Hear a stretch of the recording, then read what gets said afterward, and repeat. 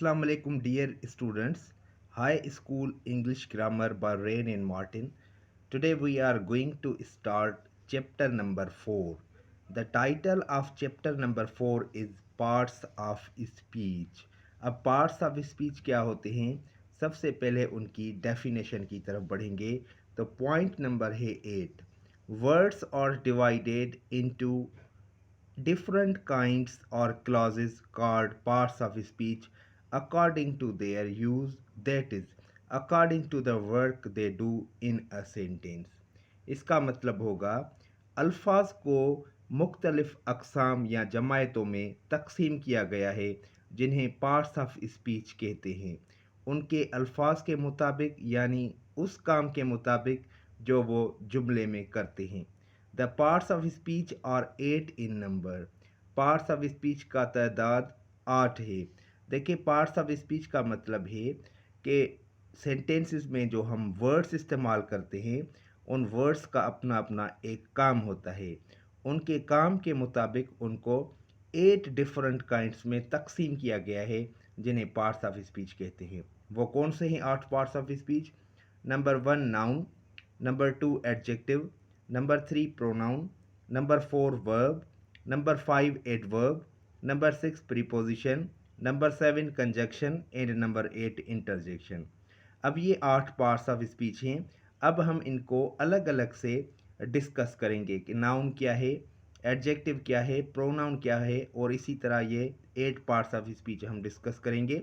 और उनके बाद नाउन के बारे में अलग से पढ़ेंगे, एडजेक्टिव के बारे में भी अलग से पढ़ेंगे और ये जो सारे 8 पार्ट्स ऑफ स्पीच हैं उनके अक़साम के बारे में भी हम धीरे धीरे डिस्कस करेंगे. अब पॉइंट नंबर 9 है कि नाउन क्या है. नाउन की डेफिनेशन लिखी हुई है और उसके कुछ एग्जाम्पल्स भी लिखे हुए हैं. A noun is a word used as the name of a person, place और थिंग एज.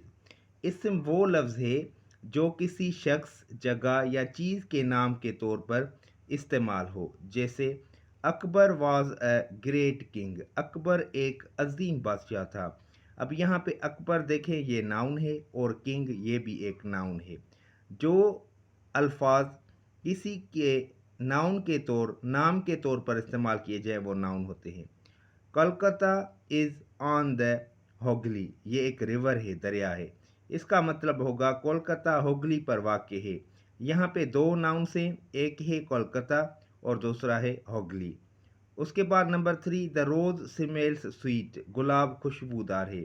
यहाँ पे ये जो रोज़ है ये किसी चीज़ का नाम है, एक फूल है उसका नाम है इंग्लिश में, तो ये भी नाउन है. उसके बाद द सन शाइन्स ब्राइट. सूरज रोशन चमकता है. यहाँ पे जो नाउन है वो कौन सा है? वो है द सन. लास्ट में है हिज करेज वोन हिम ऑनर. उसकी बहादुरी ने उसे इज्जत दिलाई. तो यहाँ पे एक है करेज और दूसरा है ऑनर. हम इनको कहते हैं एब्स्ट्रैक्ट नाउन्स. जब हम इनके टाइप्स को स्टडी करेंगे तो वहाँ पे हमारा कॉन्सेप्ट और भी क्लियर हो जाएगा. अकबर और किंग दोनों नाउन्स हैं. Kolkata and Hooghly, rose, sun, courage, honour ये सारे के सारे नाउन्स हैं. अब यहाँ पे हमें एक नोट मिला है जो कि बहुत ही इम्पोर्टेंट है. Note the word thing includes number 1 all objects that we can see, hear, taste, touch और smell. And number 2 something that we can think of but can not perceive by the senses. यहाँ पे कह रहा है जो लफ्ज़ चीज़ है, हमने ऊपर लिखा है ना, ये किसी चीज़ का नाम होता है, थिंग का नाम होता है. तो लफ्ज़ चीज़ में शामिल हैं तमाम अशिया जिन्हें हम देख, सुन, चख, छू या सूंघ सकते हैं.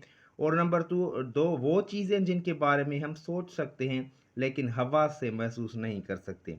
अब देखें एक चीज़ ऐसी होती है जिसको हम देख सकते हैं. फॉर एग्ज़ाम्पल ये बुक पड़ा है, ये मेरे हाथ में पेंसिल है, इनको हम देख सकते हैं. और दूसरी कुछ ऐसी चीज़ें होती हैं जिनका नाम होता है लेकिन वो नज़र नहीं आती. जैसे देखें लाइफ यानी कि ज़िंदगी, ये किसी चीज़ का नाम है. हम उसके बारे में सोच दे सकते हैं लेकिन उसको हम देख नहीं सकते, उसको हम टेस्ट नहीं कर सकते, उसको हम टच नहीं कर सकते. तो ये भी नाउन्स होते हैं. यानी कि कुछ नाउन्स ऐसे होते हैं जिनको हम देख सकते हैं और कुछ नाउन्स ऐसे होते हैं जिनको हम देख नहीं सकते. अब हम पॉइंट नंबर 10 को डिस्कस करने जा रहे हैं जो है एडजेक्टिव. अब एडजेक्टिव क्या होता है, सबसे पहले हम उसकी डेफिनेशन को देखेंगे। An adjective is a word used to add something to the meaning of a noun is. सिफत वो लफ्ज़ है जो इस्म की माने में कुछ इजाफा करने के लिए इस्तेमाल हो, जैसे he is a brave boy, वो एक बहादुर लड़का है। There are 20 boys in this class, इस क्लास में 20 लड़के हैं। अब यहाँ पे देखें, ये जो लफ्ज़ बॉय है इसके बारे में हमें ज़्यादा बता रहा है ब्रेव।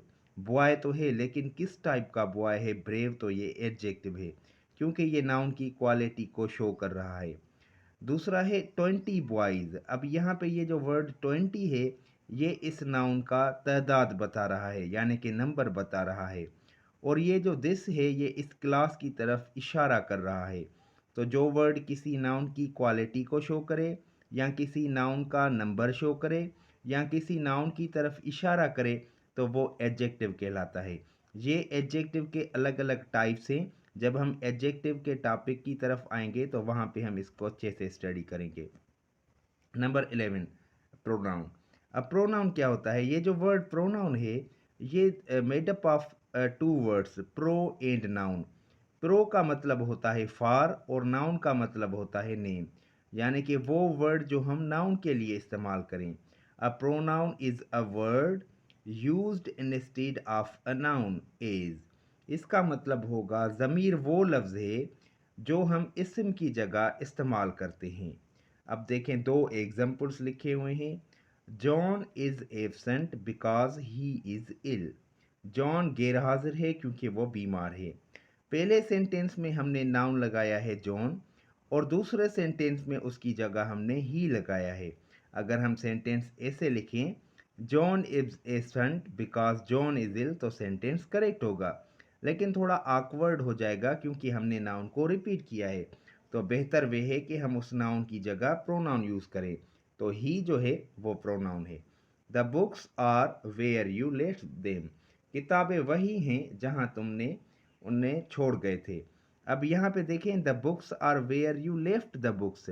देम की जगह हम द बुक्स भी यूज़ कर सकते हैं, लेकिन बेटर यह है कि आप उनकी जगह प्रोनाउन इस्तेमाल करें।